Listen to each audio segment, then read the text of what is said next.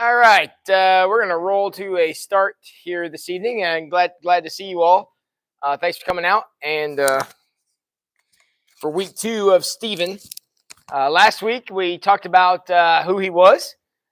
He was a miracle working food pantry operator, which I'm glad that's not the qualification for working in a food pantry today, but that's what he was. He was very gifted, very skilled, and that got him into some trouble. So the bad guys came to town, started making some accusations against Stephen, saying stuff about him. We're going to talk about what they said here in a second, but making accusations, making trouble, making problems, making whatever they could do to to make issue. Biggest thing I want you to hang on to about that is, remember, as they criticized Stephen, remember what the guy was doing. He wasn't asking for donations. He wasn't making political statements. He wasn't, honestly, he was, from what we have recorded, we don't even have that he's preaching sermons. He wasn't disrupting anything. All he was doing was feeding widows who had nobody to take care of them. That's it. That's all he was doing, but he was doing it so successfully, I guess that's the word I want, successfully, that the bad guys from one town over heard about it, and they came in and started stirring up just all kinds of trouble. And you have to ask yourself, how do you make an accusation against somebody who all they're doing is feeding poor people? That's it. That's all the guy was doing. So it's not like you can go to the court of public opinion and say, can you believe all these people this guy's feeding? It's awful. Because people are going to be like, dude, this sounds like a you problem, right? So that wasn't going to be good enough. So they're going to have to come up with something. And we find out at the very end of the scripture we read last week in Acts chapter 6, they've said, they were pretty straight up with their strategy. And their strategy was, well, we're just going to lie about him.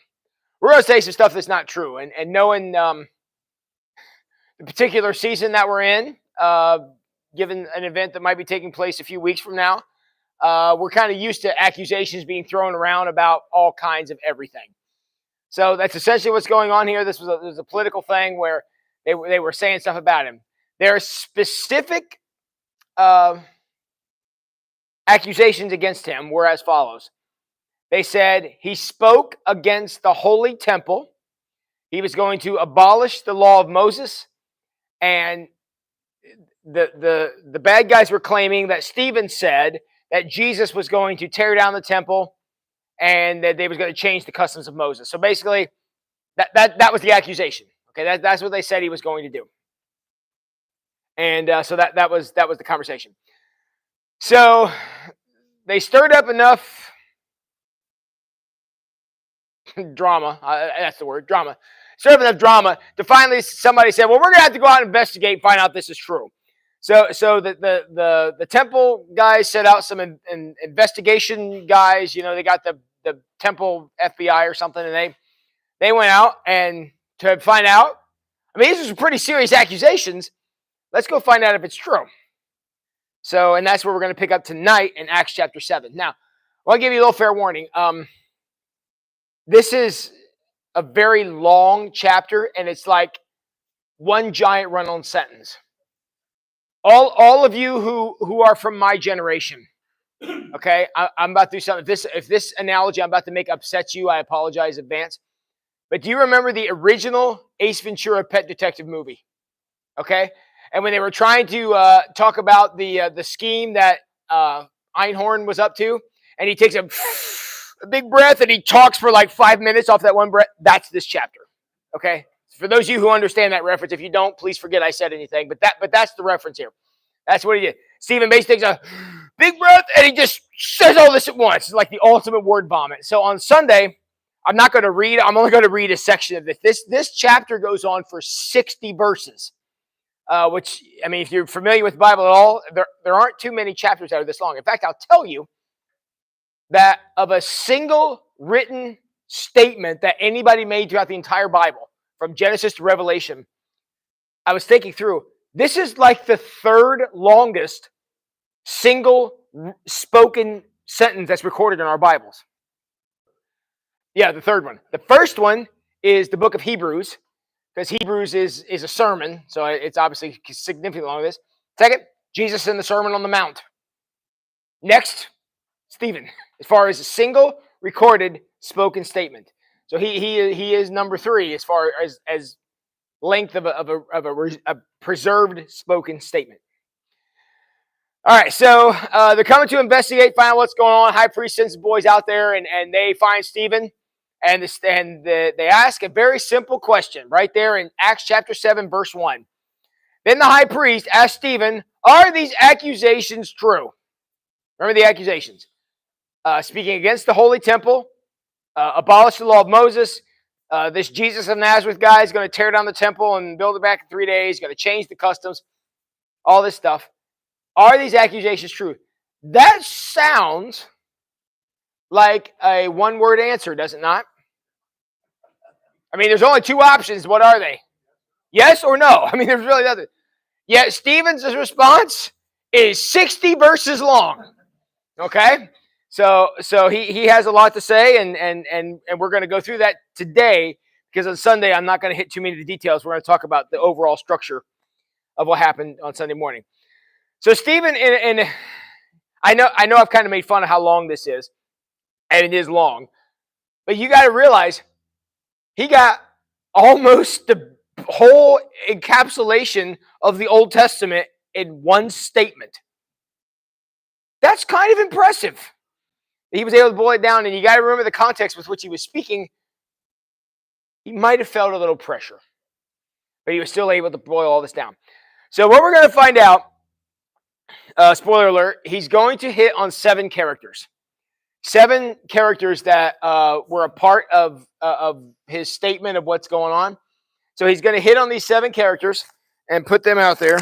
And these 7 characters, at least according to Stephen, and honestly, according to most people of the Jewish faith, even to this day, will tell you, these 7 characters are the 7 characters of the Old Testament. You're not going to find any prophets here. You're not going to find any priests. You're not going to find any of them. But these are the 7 major players of the Old Testament. I'd be willing to guess you probably heard of all of these guys, but we're going to look at them in order. So, and remember, as we're going through this, what you need to keep in mind is, why is he saying this? Okay, what is he responding to? He's responding to a single question. Are the accusations true? Which, again, if you're not going to take his word for it, that's an appropriate question. I mean, did you do what they said you did? Did you say they were going to tear down the temple? Did you say we should throw away the law of Moses? Did you say these things? And Stephen says this. This was Stephen's reply. And don't be afraid. We're not reading through all this. We're just going to hit some of the high points. Brothers and fathers, listen to me. Our glorious God appeared to our ancestor Abraham in Mesopotamia before he settled in Haran. Okay, story of Abraham. Tell me what you know about Abraham. Don't cheat and look what he said. What do you know about Abraham? What was significant? Why does the story start at Abraham? Why didn't it start at Adam? Why didn't it start at Noah? Why is it Abraham? You might know. Abraham was given something very specific. Do you remember what it was? The covenant. That's the word you're looking for. He was given the covenant. He was the first guy after, because Abraham takes place very shortly after, Adam and Eve and the creation of the Garden of Eden. Everything was great. The snake came along, said, "Hey, doesn't that apple look tasty?" And things went downhill in a ridiculous hurry. From there, the world kind of spiraled out of control until God said, well, we're going to have to hit the reset button, which came in the form of the flood. And so the flood came through and wiped everything out. We're going to start over. Started over with one guy. That guy was Noah. Okay, you guys remember Noah and the animals. So he got on the boat. He saved all the animals. At the time when it was done, he dropped open the door of the ark. All the animals run out. And what's the first thing Noah does? I remember. He gets drunk and he passes out naked on the ground. Good choice, God. Wait to get one of the shining examples there. But that's literally what happens. So y'all didn't see that one coming, did you?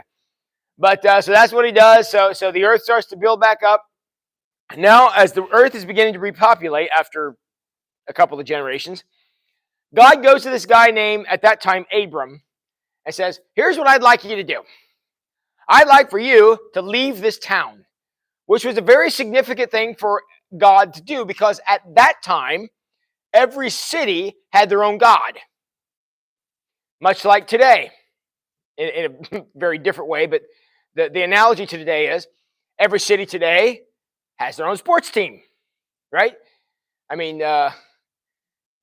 Columbus has the Buckeyes. By the way, you know why they don't have a professional football team in Columbus? Because if they gave them one, Cincinnati and Cleveland would want one too. But anyways, so anyways, man, you guys are gonna be a tough crowd tonight, but I'm fine with that.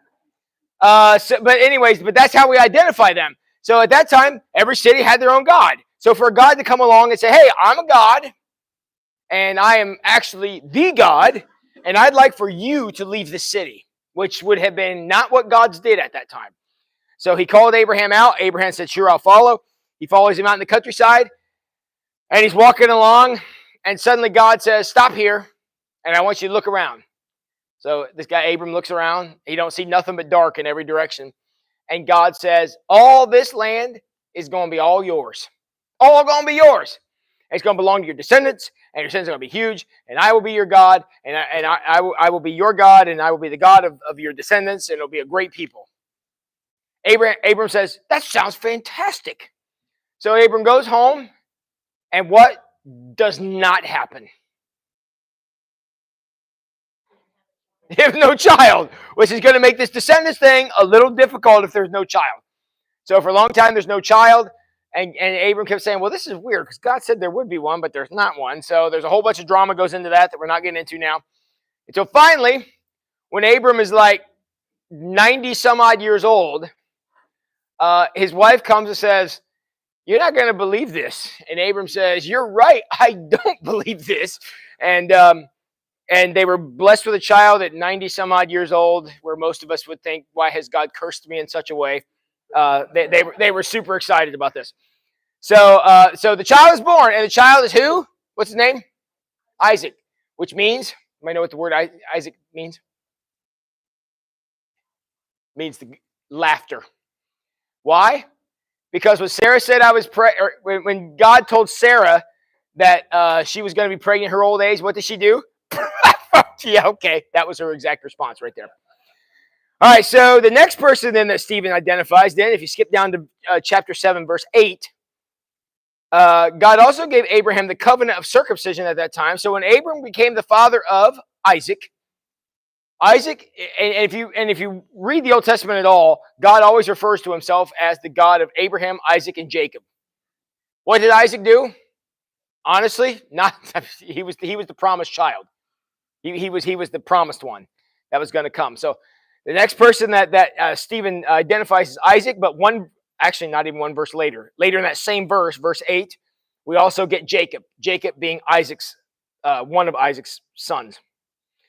So so there was. You remember what Jacob's brother's name was? Esau. Okay, Jacob and Esau. That's the next generation. You're one generation ahead. So Esau was the brother, and there was a bunch of drama with them and stuff going on. But Jacob was the one then that the covenant was going to be promised to. And how many sons did Jacob have? 12. Okay, he had 12. And so of those 12, and he refers to them as the patriarchs because they were the father of the 12 tribes. Remember, what was the promise to Abraham? Bunches of descendants. So we're 3 generations later, and he's already from 1 to 12. So he's doing pretty well. So these 12 grandsons of Abraham become the fathers of the 12 tribes of Israel. So you can go look up their names. But there was one particular son that was important in this drama. For a long time, he was the youngest until there was a younger son born. But his name was Joseph, which you see there in verse 9. The brother Joseph was there. Why was Joseph singled out? What was significant about Joseph? He was, because his brothers got tired of his big mouth. Apparently, the youngest son was born with a gigantic ego, and Father Isaac did not do very much, Father Jacob did not do very much to curbed that because he gave him a very special gift, coat of many colors, right? And the coat of many colors was because Joseph was the greatest, and Dad knew it, and Joseph knew it, and the brothers were like, "We're going to fix him." And so they beat him up, and they tore up his robe, and they sold him into slavery. He ends up in a place called Egypt, which is going to become significant for later in the story. But he ends up in Egypt. While he's there, he rises to power twice. He sold as a slavery into Potiphar's house, but he works his way up through the ranks till he's number 2 servant in Potiphar's house, until Potiphar's wife thought that he was pretty cool. And there was a Me Too moment where she came onto him and he didn't respond, and she made an accusation. And of course, we believe all women in this story. So he was thrown in jail. So he was thrown out. So he rised up to the top, then he fell back down. He was in prison for a while until Pharaoh started having weird dreams. And Pharaoh said, "I want somebody to interpret these dreams for me." And nobody could do it. Nobody could do it. So finally, somebody got word to Pharaoh that, "Hey, there's a guy down in the prison who's been down there a couple years. He does this sort of thing. Let's get him up here and find out what he has to say."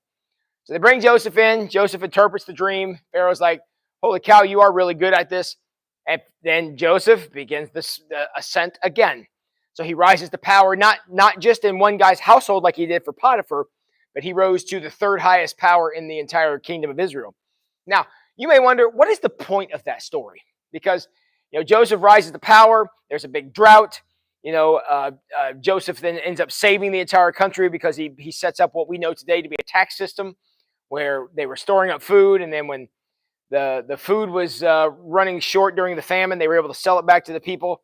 And by doing so, he made Pharaoh in charge of everything. Now, we always look at that story, and in fact, I preached the sermon, so I know you've heard it, where Joseph was a great guy of preparation, and there's no doubt he was.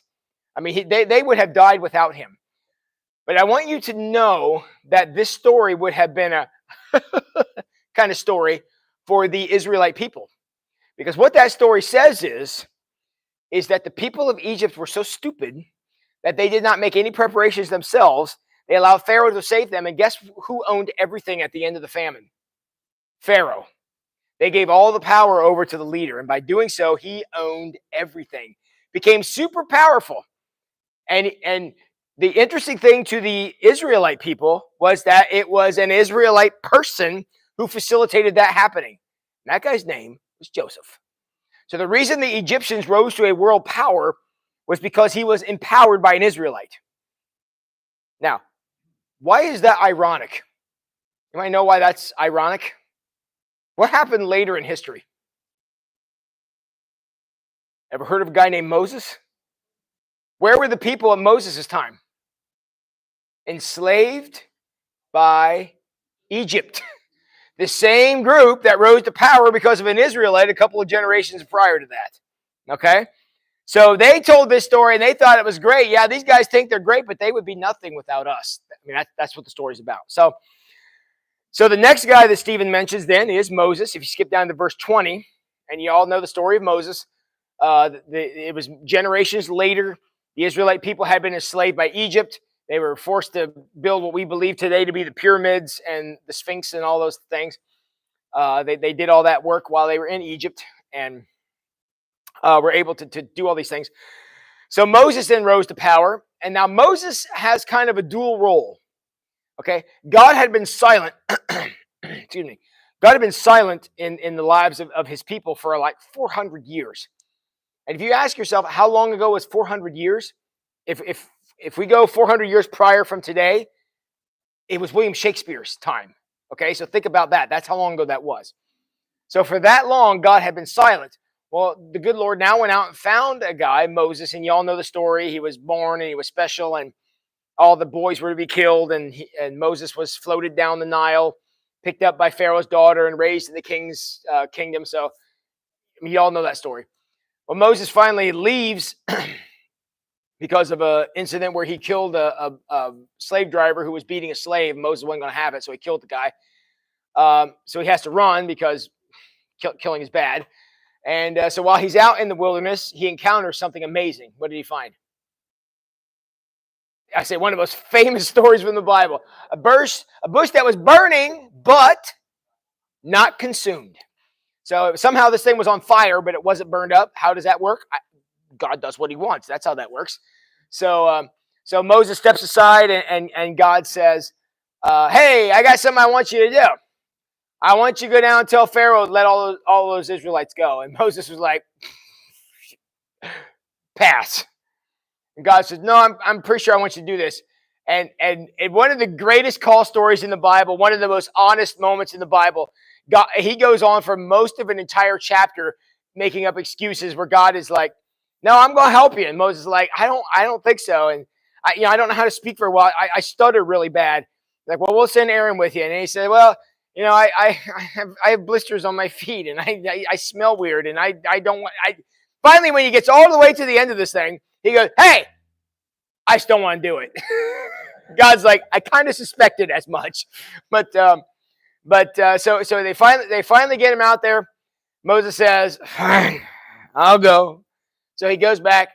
Some amazing things happen, including the all the miraculous things that goes on, 10 plagues. And finally, Pharaoh says, all right, get these people and get out. And that was after the death of the firstborn son.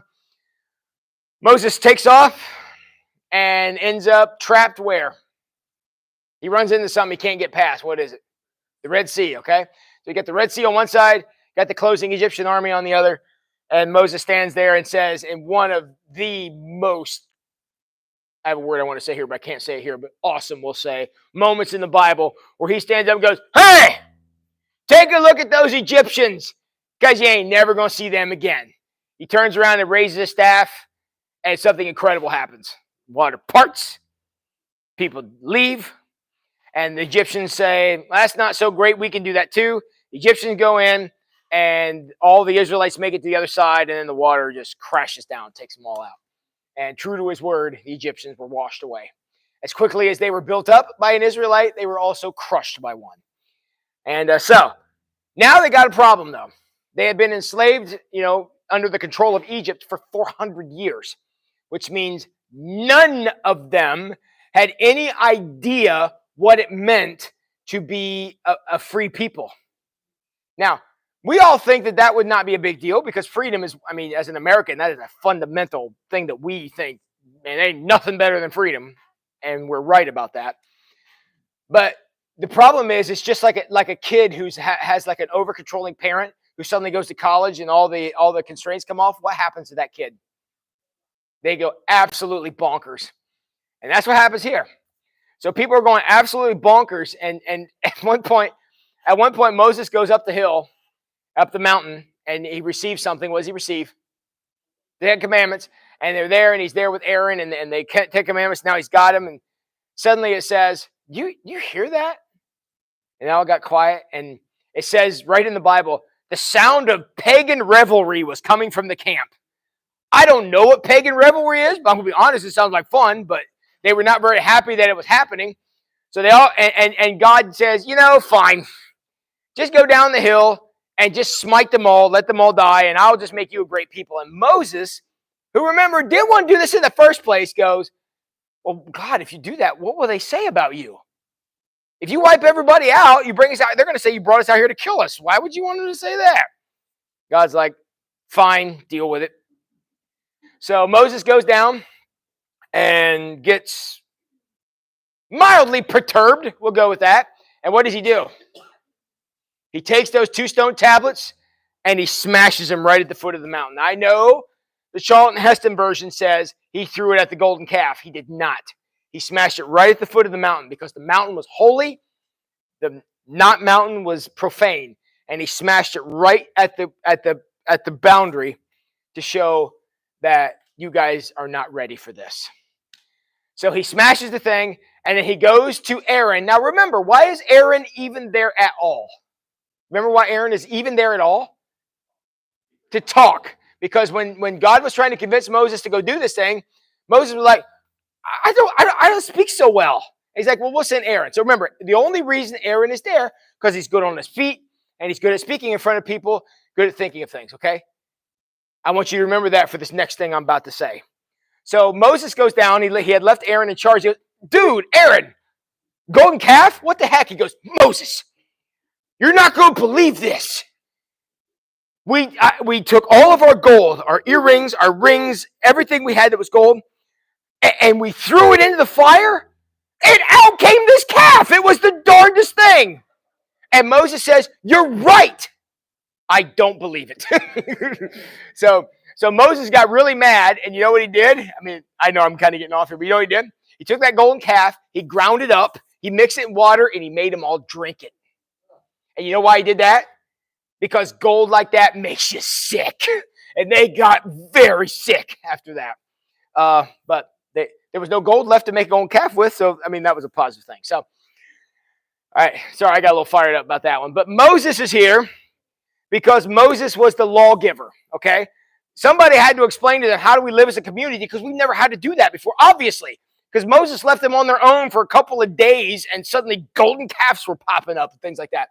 So they didn't know how to do this. So Moses was the one who wrote down, according to God, the God's top 10, the 10 commandments, but also the 613 laws in the book of Leviticus. All of that came from God through Moses to the people. He was the lawgiver. The law was important. I mean, we think that the law, let me rephrase that. The law is important because that's how we relate to God. However, if you go and read those laws, it wasn't like everyone should pray X amount of times a day. Not that. It wasn't like everybody should give so much tithe to the temple. It wasn't any of those kind of laws. What kind of laws was it? Well, here's what happens if you have an ox that gets away and kills his neighbor's ox. Well, here's how you deal with that. And if you got a boundary dispute between these two people, here's how you figure it out. And if you've got a house that has mold growing in it, here's how you deal with that so that it doesn't get your neighbor's house growing with mold. All of it was about how we live together. Think of the 10 commandments, all 10 of them. Honoring God, don't murder, keep sex for marriage. All these rules are there because a community, if we would keep all 10 of the 10 commandments, we would not need police at all. Now we might need firefighters and ambulance people. We might need those for different things, but we wouldn't need law enforcement because we would know that no one would try to kill us or take things from us that aren't theirs, things like that. So God was giving us these things to say, if you want to live in a community, which let me assure you, you do, here's some rules you're going to have to follow. Not only you're going to have to follow it, but you're going to have to trust that your neighbor follows it. And if they don't, here's the enforcement mechanism for that. That was Moses in a nutshell. That was what Moses gave. He was the lawgiver. All right. The next person that he mentions is, hang on, I know who it is, but I lost where it was at. Oh, okay, here we go. Verse 45.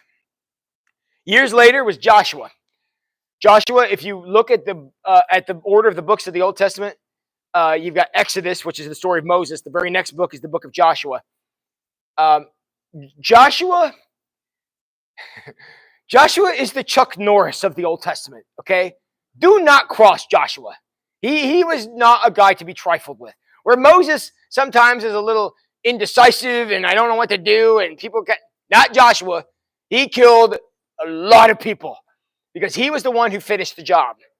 Because remember, what was the original covenant back to Abraham? All this land. Well, they got there and found out people were living there, and that was a problem. So they had to go. Hence, Joshua. All right, the next person he mentions, Joshua gets almost one whole verse to himself, but not quite. Later in verse 45. The next person is, and you knew this guy was going to come up, was King David. King David was the culmination of the covenant made with Abraham 400 and some odd years, or not quite that long, but whatever it was earlier. When King David said, I am now the king of the promised land, that promise had been made to Abraham. So now when King David was set on the throne and became king of all this area and king of this great people, the descendants of Abraham, this was the culmination of it, okay? God had kept his promise to Abraham, 450 years, whatever it was earlier. That promise was fulfilled at the coronation of King David. Now, you could make the argument it was fulfilled at King Saul, But that was a little shaky because King Saul was kind of a lunatic. All right. It wasn't until King David that the empire, and it really became an empire, really flourished, and flourished for a couple of generations until King Solomon, David's son, kind of dropped the ball, and then from there it was downhill. But King David is the guy. All right.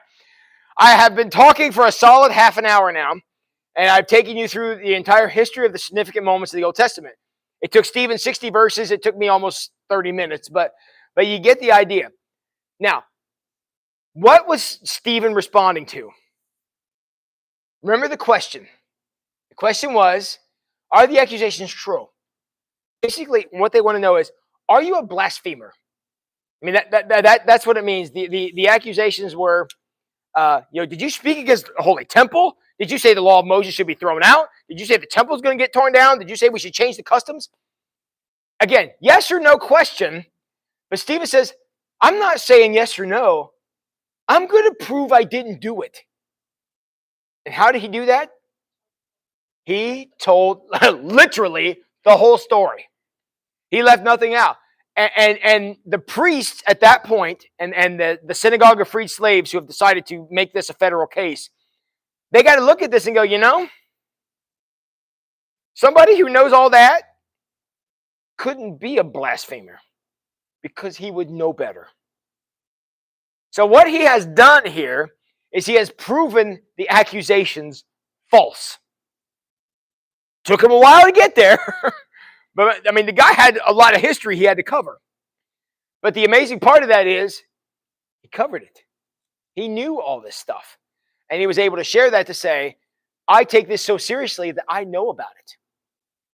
So in this desperate moment where he has been accused of some very difficult things, he come by to say, look, I value this. I have studied this. And we've all seen clips, and you've all dealt with children or dealt with people who come along and tell you that something is really, really important.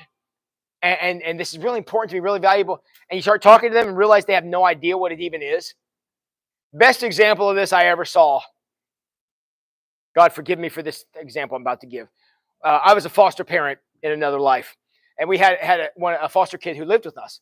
And she came to me and she goes, man, I met this guy and he's so great. And I want to go out with him. And he's just the greatest thing. And he's going to be so respectful and stuff. And I said, oh, what's his last name? And she didn't know. Hence, I had questions now. But you ever had that moment where somebody comes along and says, this is the greatest thing ever? I got the same feeling when again, forgive me for this example. They were interviewing Kamala Harris this week. And she's now the big thing is she's a gun owner. And she goes, and they go, what kind of gun you have? A Glock. You might as well say you have a gun that goes bang, because that's kind of the same thing. She didn't know anything else about it. So we're all like, do you really own this gun or not? But that's the kind of thing it has. When you've got somebody who says this is really important to me, they ought to be able to tell you about it, I would think. And that's the point that Stephen proves here, is he recounted the whole history because this was important to him. And nobody who heard him go through this, I mean, just here tonight, and you guys have had a long time to get used to me, but suppose, a few of you, this is the first night you've ever talked to me before. Do any of you have any question that I love Scripture after the last half hour? No. You have no question about that. I love this stuff. I live and breathe, eat, sleep it, right? Because I can tell you all about it. And believe me, I only gave you this deep. I could go a lot longer. I'm not going to, relax, but I could, because I love this stuff. I don't have to tell you that, though.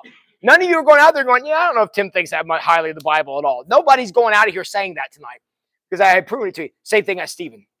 Nobody left this. Now, they may say, we hate him. That they may still say. They may say, we don't like what he does. We don't like how he witnesses for Jesus. We're not terribly thrilled about all these widows who thinks he's the greatest thing since sliced bread.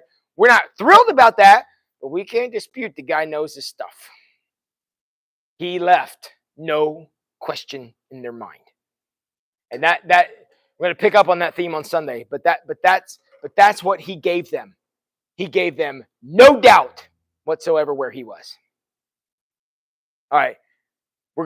Dr. Nutt's about to pick up on this exact same theme, but I'm going to ask because I've already taken some of his time. Before I turn it over to him, I want to ask you questions about this. See that? I put down all the questions at once. How about that? All right, good. We're going to pick up on his theme on Sunday about what we can do with what we have learned here. So, all right.